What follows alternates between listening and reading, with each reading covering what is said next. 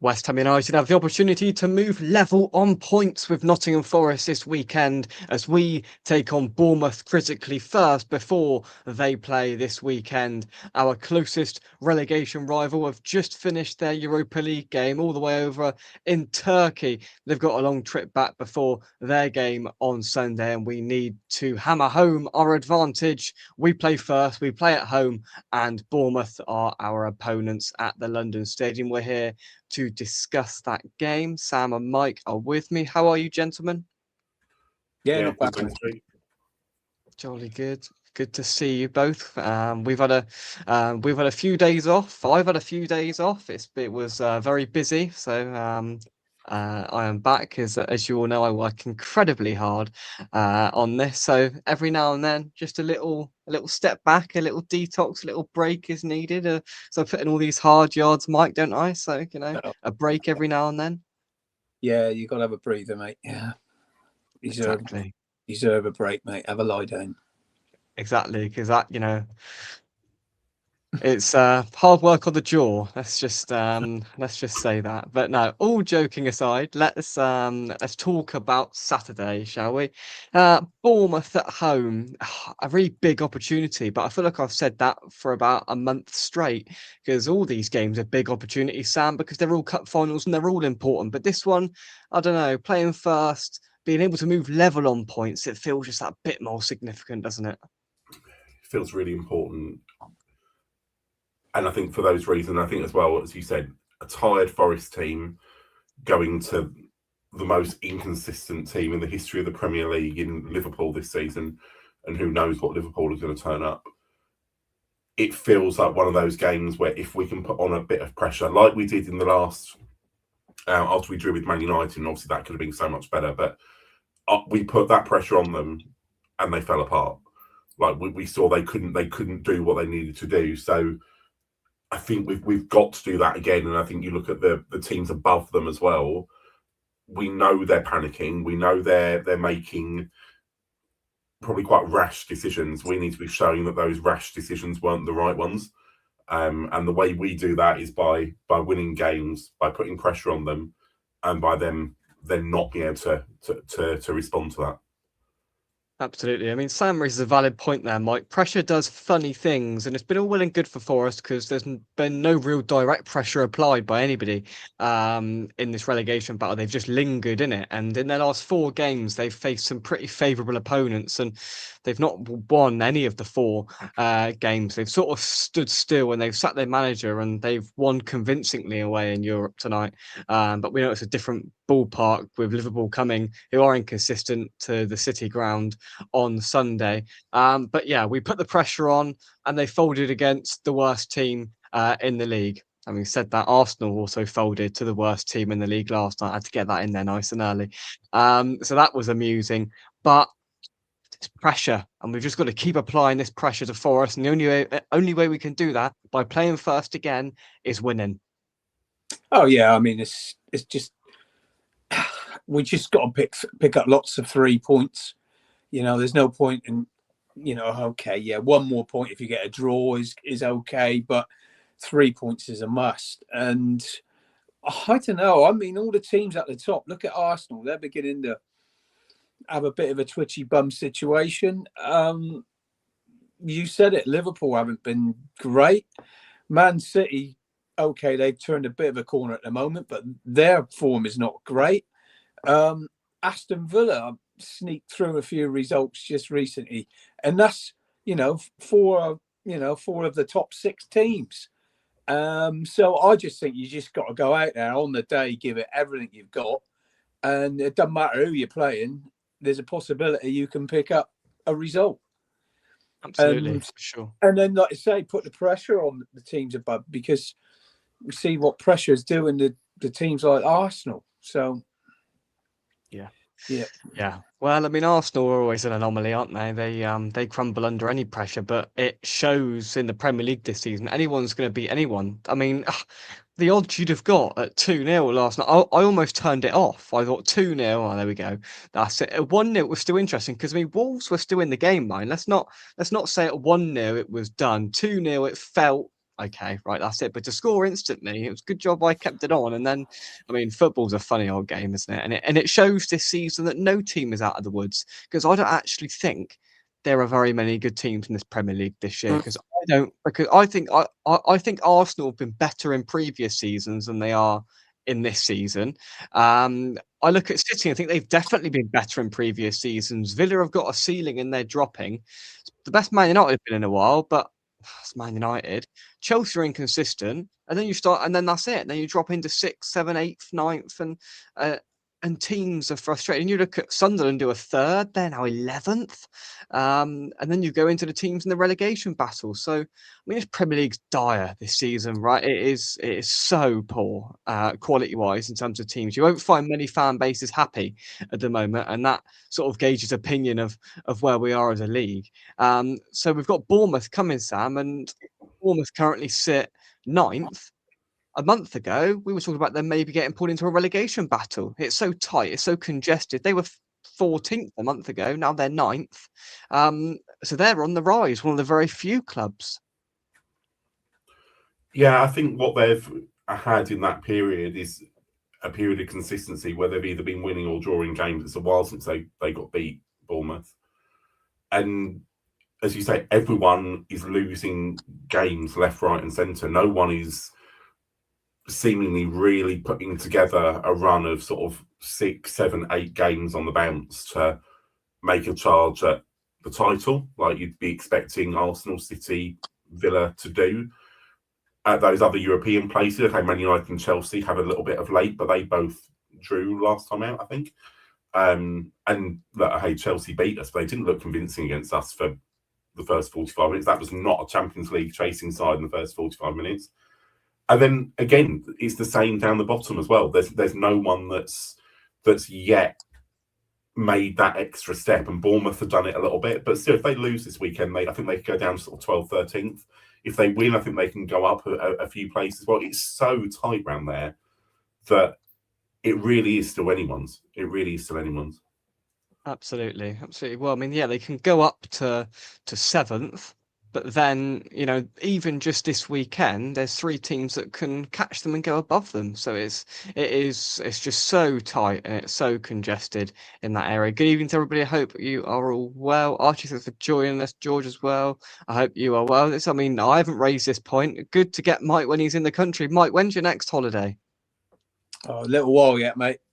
Is it? A little while. What, March? I must book one up. I think I'll go book dear. another holiday, mate.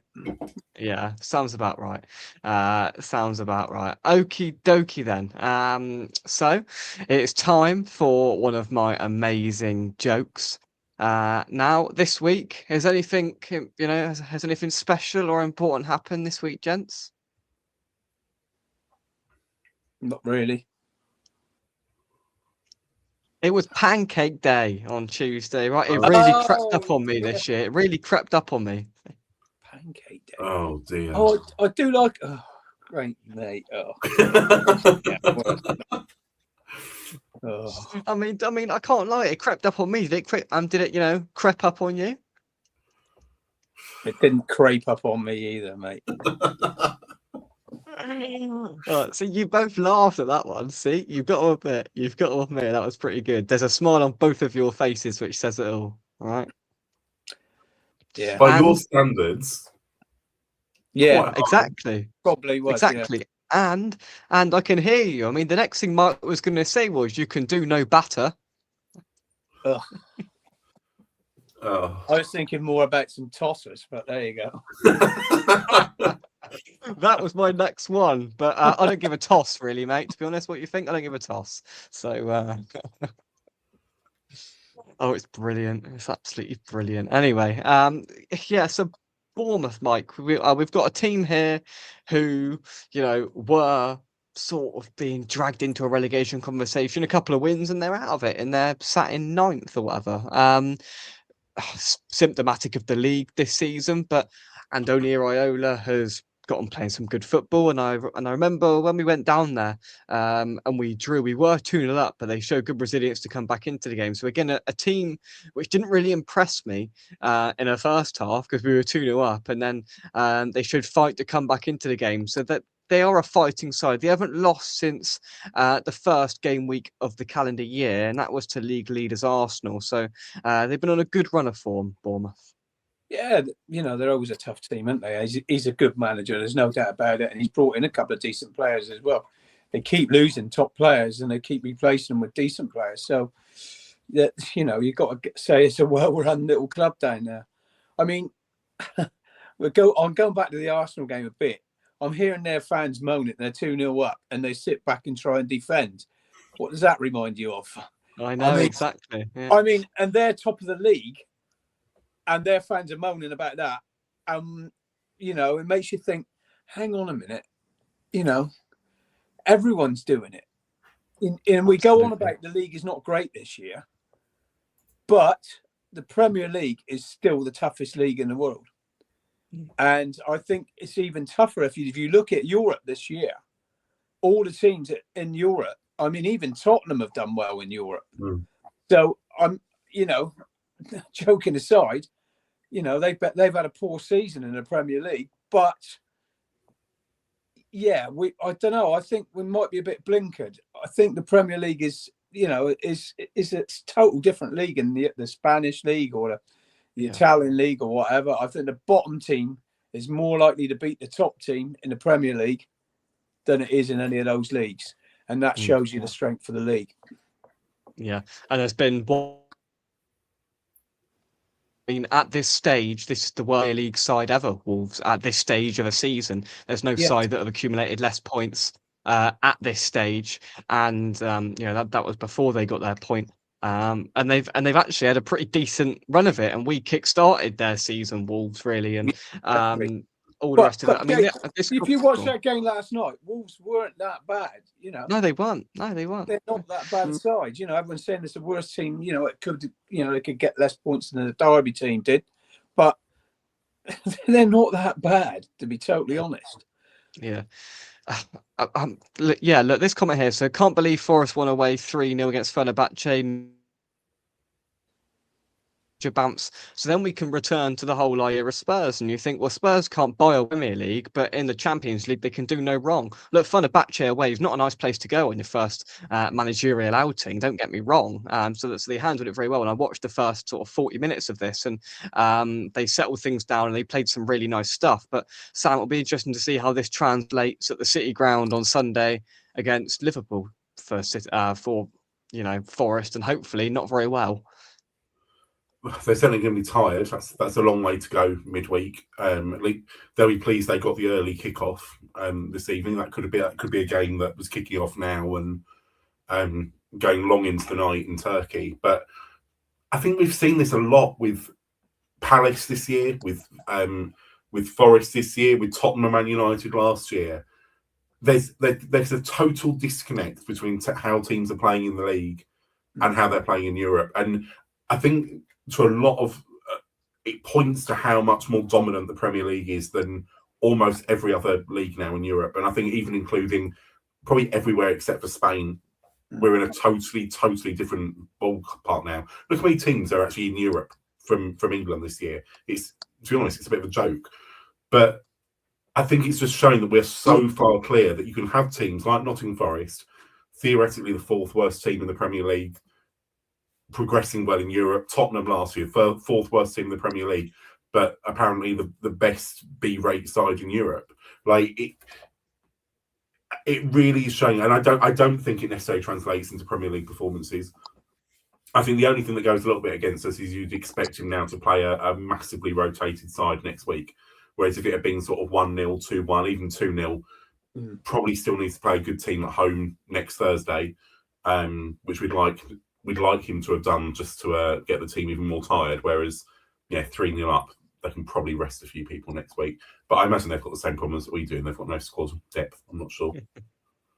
Yeah, talking of resting players, that's exactly what Nuno did last weekend when we took the trip to Burton. Unconvincing, Mike, but we can forget about it and move on. We're in the next round, and players were rested. Nuno said just before the game that the players that were left at home were having treatment and all the rest of it. Jared Bowen was staying in a hotel with his better half. I'm not quite sure what treatment that constitutes for Valentine's weekend, but treatment apparently was being undertaken from him, Souček, Fernandez, players that didn't travel to Burton. In the end, it's the right decision now, undoubtedly, to leave those players at home because we got through, but there's a little bit nail biting at stages, but a fresh, fully fit Bowen, Fernandez, etc. Has to bode well for West Ham on Saturday.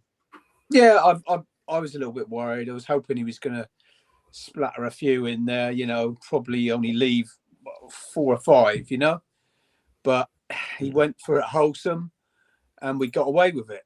And if you look at other teams, Brentford only won by an own goal against a team, in the northern, the Conference North. A lot of teams struggled. Burnley lost. Other teams struggled. Other teams only won 1-0. You make 10 changes on the outfield, or 10 or 9 or 10 on the outfield, and a change of goalkeeper as well. I tell you, they don't really play together, do they? They play like a load of strangers, and exactly that's what they are, because that team just doesn't play. They might have game and training as a stitched up team, but that's it. There's nothing like playing real football games, competitive games. We got away with it. We needed the rest of those players. So at the end of the day, Nuno won up for him. I mean, Absolutely. Bowen was tired. I think Bowen was looking really tired. And Fernandez had a bit of a knock, didn't he? On the one where he stood on his foot as well. Souček, he's been plodding away now for the last 4 or 5 games. He's started 4 or 5 every years. game. I thought you were going to say that. but no, he deserved the rest as well. There's no doubt about it. If we'd have played all them, we might have won 2 or 3-0. But hey, we've got away with it. He did keep a bit of ammunition on the bench, luckily enough, and that was probably the right thing to do with Somerville, to give him a rest as well. We needed him, and he come on and did the bizzo. So fair dues to Nuno, it worked. It could have backfired on him, and it could have went horribly wrong. Yeah, and it got to a point where I was sat there thinking, and as the game got on, I've sort of felt myself getting more and more, or feeling more and more like older than Mike, by thinking back in my day we could play flipping 3 games a week, and now they can't even play 1 game a week without being rested. And I was getting more and more angry as it went on, and then Somerville provides the quality and it got us through. And yeah, it makes no difference now if we won 18-0 or 1-0, it doesn't matter. We are through and into the next round, so it will be refreshing, Sam, to see the likes of Bowen with this with this break that he's had, and hopefully we can reap the rewards of that, and all of those players can be a lot better than they had, because they have been plodding along. That phrase is probably right, what Mike used. A few of them have been plodding along, and hopefully this break can alleviate that pressure and workload that they've had. Yeah, I think Bowen's been off the pace probably since Christmas, maybe even a little bit before that. He's just not been. He's not been Jared Bowen, and that still probably makes him a 7 out of 10 player most weeks. But that isn't what he's used to. That isn't what we normally expect to get out of him. There's been a few times where there's balls you'd expect him to have got to, passes that you'd expect him to be on the end of, and he just hasn't been able to quite get there, which I think normally he'd be able to. So hopefully that means that he's been able to get some rest and stuff and be back to normal. I think one of the big things that was probably missed from last weekend was Areola keeping a clean sheet. And I don't think it matters that it was Burton and they played 11 men behind the ball for 90 minutes. That's the first time he's done that this season. I think for him, and I think for the defenders that were playing, that's going to be a massive confidence boost as well. And ultimately, look, we should have done it within 90 minutes. In hindsight, look, could we have brought on a player a little bit earlier to make that change? But I think we all knew that Burton were going to play like that. They were going to play 11 behind the ball and hope to get something on the break. And there's no point playing 11 Premier League players against that. City couldn't do anything better, really, against Salford. They played a similar tactic. You mentioned about Brentford as well, coming up against a similar tactic. They couldn't even get the ball in the net. But I think it does mean we've got rested players, and hopefully, especially with the really high press, aggressive game we've been playing over the last few weeks, and the chance that Tebow is back as well and giving us a defensive headache in a good way for the first time in 2 seasons, probably, if not longer. Like, it does give us some cause for optimism going into what is still a really tricky game against an informed Bournemouth team. Absolutely. One thing that last weekend did establish is that none of those players who played have got any right to knock on Nuno's door now and say, I should be getting more game time, because I don't think any of them, substantiated any reason to do that. I thought Traore was okay at parts. I thought Magassa didn't do himself any bad, but there wasn't any standout performers who looked like they were chomping at the bit to get into that first team. So I think that's probably told Nuno a few things as well, that he had to bring on those players to change it and to win the game as well. Right, quick fire team selections then. We were told before the Burton game Areola would start that. So now it would suggest that Areola is the cup goalkeeper and Hermansen is the first team goalkeeper. Do we think, Mike, that's going to stay that way? Wouldn't shock me if he keeps Areola in. No, it wouldn't shock me at all. Sam just said it. He kept the clean sheet. He might have a bit more confidence, but I just think Hermansen, it would be a bit tough on him to drop him because he's done nothing wrong, and he's gained a bit of confidence. But also, he is so much better with the ball at his feet, and that's a big thing nowadays. And I think if he keeps improving, and his weakness obviously in those early games was he wasn't claiming crosses, but he's been a lot better at that. So I don't know, it's a tough one. It's a toss of a coin for me, to be totally honest. Yeah, me too. Which is a good thing, really, Jake. Yeah, absolutely. Nuno's made his bed. He's got to lie in here. He's going to have to upset somebody by bringing Hermansen back into the fold. He's going to have to upset somebody in, Premier League team selections. The trend would suggest it's going to be Hermansen. He has done no wrong and all the rest of it. But then you could argue Areola's done no wrong. He kept the clean sheet and we won the game in the last game that he played. So as Mike said, Sam, it's a toss of a coin, really. It's a toss-up. Another pun for them. We're back to the puns. I think it'll be Hermansen. But I think either way, I think both of them have, at the beginning of the transfer window, we talked about having a lot of second choice goalkeepers, and I think they've both played in a way over the last few weeks where you could see that actually maybe they could be a first choice goalkeeper within another side in the Premier League, and that is the first time this season we've had that luxury. And it's what he wanted at the beginning. Well, it wasn't him, was it? Obviously, it was Potter at the beginning of the season. But that's what we thought we had. We thought we had 2 first-team goalkeepers, the same as we've had the last few years with Fabianski and Areola, and it didn't quite work out. Hopefully, we're back in a position where that is what we've got. Because I think for a while, we've had the best goalkeeping team in the Premier League. And it's probably what's kept us up the last few years in some ways. So hopefully, we can we get back to that. But I expect to see Hermansen tomorrow. Saturday. What did one pancake say to the other when he left? Flipping hell. No, that's good. See you on the flip side. Oh. I got a mic. I got a laugh at a mic. That did very good. I got what I came for. Swiftly moving on. So again, a team selection concern, not even a good concern. Defensively, who do you reckon he'll go for, Mike? So that's Tadebo's 3 games now, isn't it? I think. Yeah, that's the 3 games for him. I think he keep the same. I think they'll probably be on the bench. Mavropanos has done really well, and left from Chelsea, got to give him his due. He's been, how good he's been is you can't, the 2 or 3 games that he's played, you didn't even know he was there. So that means he's just made no mistakes and he's just got on with his game, you know. So I think he's been solid. I think it's been a good signing. So fingers crossed he keeps his form and he keeps going. And it's a good headache to have. Because, again, Tavito was playing really well. You know, we look at the Tottenham game, he was probably one of our best players in that game. So it's a good headache to have. But it's also, you know, when he does his thing by sticking another centre back on at the end of the game, I'd have a bit more confidence in it being Tavito. Yeah. Sam, I don't think he should change it. I think he should play the two. And if he's going to play a back five, which I think he probably might do, he might be tempted because of the centre backs he's got. Because he wants to keep. I mean, he can't really drop Mavropanos. He was his captain on Saturday.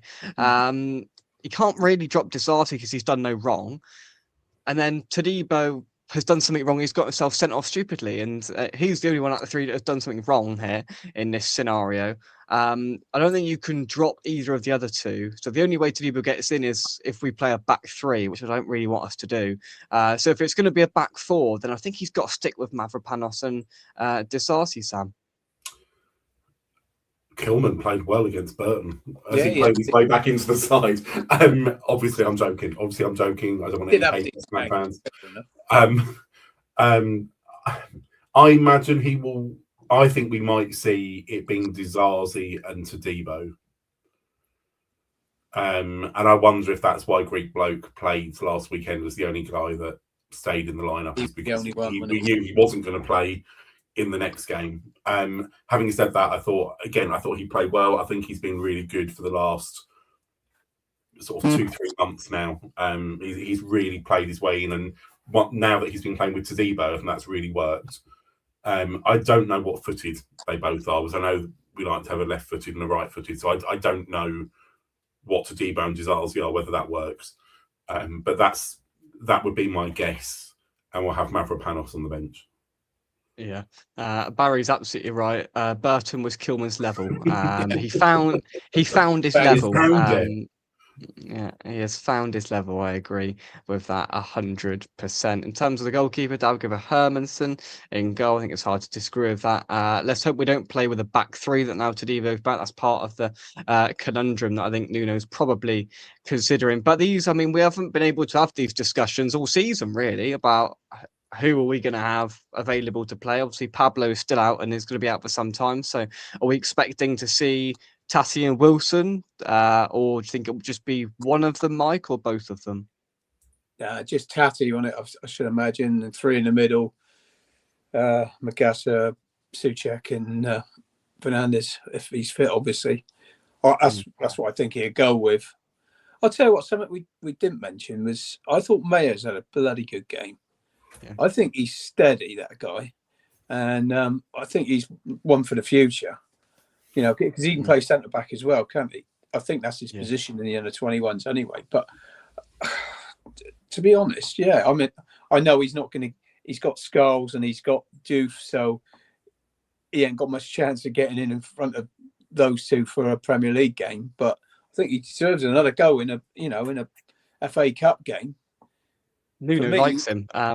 Nuno brought him on away at Brighton is one of my vivid memories of him. We were under the pump at the time. It was a really high pressured situation and he decided to bring him on. And in several games, he's decided to bring him on. Yeah, in a game where I thought that Conte looked remarkably average, I thought Mayers looked half decent for me, and one of the players that did stand out. And it's clear Nuno likes him because he's brought him on probably more than any of those other players, putting Scholes to the side.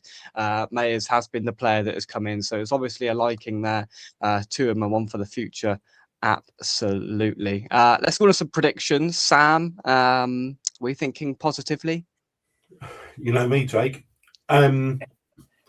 I think he might start Traore in the Pablo role, by the way. Oh, hello. Okay. All right. Hang on. Let's just hold predictions. Right. So, no, that's fine. That's fine. Interesting. So we'd play the 4-4-2 and it would be Tati and Traore?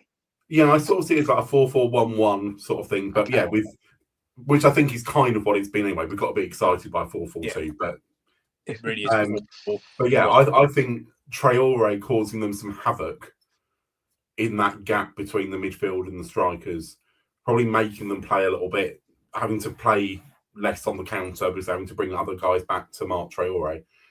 I just prefer it to, we haven't got Pablo, let's bring in an extra central defender because that's the answer. Because we know we then end up with Somerville out of position, Bowen out of position, so is that we can accommodate Diouf and Wan-Bissaka playing out of position, which is always good. But hoping that it isn't 5 at the back, I'm going to be optimistic and say 2-1 West Ham. There we go, 2-1 West Ham. So Mike's got a good poker face because I thought Mike was going to go for 2-1. But I also think Mike acknowledges that Bournemouth are a good side, and I think Mike thinks this is going to be West Ham United 2, Bournemouth 2, one of his famous Desmonds. Mike, am I right? Yeah, I think it will be. Very good. That was what I was going to go for. I thought it'd be a draw. I think, what have we got? 12 games left. I think we need to win 6 games to stay up. I agree. I think this could be one of our toughest games, other than the Arsenal, Man City, and Liverpool ones for obvious reasons. But those 3 games I just mentioned there, I think we could get a shock in one of those and win one of those. That Arsenal game is the third last weekend of the season. Now the bottle might have been completed by then, but we always have a say, and that won't be easy for Arsenal for obvious reasons. If the crowd get up and we have an atmosphere like we did against Man United, I don't fear us playing Arsenal more than Man City, really. And there's a chance, really, because I mean, if City get through, that's going to be a night game. There's a chance that Arsenal game gets put on TV Saturday 5:30 is normally the slot that one would occupy. So there's a chance that those 2 games at home could be under the lights and could mirror that Man United game as well. So I mean, I feel we need to win 6, but one of the wins needs to be a shock. I.e., one of them needs to be Liverpool, City, Villa, or Arsenal. One of the, we need to win one of those. I think to probably facilitate not beating because we're going to slip up. We're going to draw one of those games we're probably expecting to win. But I've got a feeling, if we keep playing like we do, and the crowd, we need the 12th man on Saturday. We need the 12th man, and against Man United we had it, and I think that reflected in the way we played. Because Man United, let's face it, they were on fire, weren't they? They were in great form, and I think the crowd had a lot to do with us getting something in that game. I think if United had scored a little bit earlier, they'd probably went on and beat us, to be totally honest. But I think the crowd lifted them, kept them there. Yeah, it was a shame it happened in the 90-odd minutes that they got the equaliser. But, I think if we keep battling away like we can and the crowd sticks behind them, we could cause a shock in one of those 2 very difficult home games. But there's a damn good chance we're going to slip up in some of the others that we probably think that we might get something from. So, absolutely, yeah. I mean, I think it's just the nature of the league, and I'll be heading up to Anfield next weekend, stupidly with a little bit of optimism, regardless of what happens on Saturday. A week Saturday going to Anfield will be, we could get something here. And I'll remind people next week on the preview that Forest won 3-0 at Anfield this season. I know it was at the beginning of the season, but teams have gone to Anfield this season. And I mean, could you imagine 4 years ago, any team going to Anfield and A, winning 3-0 and B, being 1-0 down with 10 minutes to go and winning the game? That just didn't happen. I know it was Man City, also, but Burnley got a result up there. Burnley got a point there, right? So that just sums up where we are, the nature of the league at the moment. So it might be more stupid than logic, but I'll have a little bit of optimism of us nicking a point up at Anfield next weekend, and maybe weirdly I'll have a bit more optimism for that game than I do for this game. But that's just being a West Ham fan. But under the lights, 5:30. There's a sort of Ludo Tifo thing before the game as well. There's going to be a nod to the great goalkeeper pre-match, so people are urged to get to their seats early. People are urged to bring West Ham scarf. So my one will be leaving the rack behind me and joining me, and it won't be witnessing me buying Mike a pint. Mike, are you going? Yeah, I'm going, mate. There I'll we be go. there. I will see you at the normal place, and Yeah. Normal place, normal time. yeah, Sam's been a plastic. I don't know why he's not there, but he's not been there. We might win if Sam's not there. To be fair, that's a good point, actually, isn't it, Sam? You've got my ticket. That's why I'm not going. I forgot to mention that, Sam, did he? Very good, Sam. Thank you. No, I've got a weekend away booked that I booked almost a year ago, so couldn't get it done. You didn't consider, right? Didn't consider the football. Now my dad, when considering booking some sort of event for in March, he rang up TNT and said, "Look, can you stick our game anything but Saturday? Because we've got something on Saturday." And they went, "You know what? Absolutely, that's fine." And what happened today? Our game for that weekend in March is on a Monday evening, so it slots perfectly into my schedule. So well done, TNT. Everyone else hates it, but I quite like it, actually. So well done, TNT. Good on you, fellas. That was top work facilitating my presence at that game. I don't think Mike's too pleased about it, but I'm definitely not who too cares? about it, but I'll probably more than likely be there, though. Yeah. Indeed. And let's not talk about people that didn't consider West Ham getting beyond the third round when booking weekends away, shall we, Jake? That's true.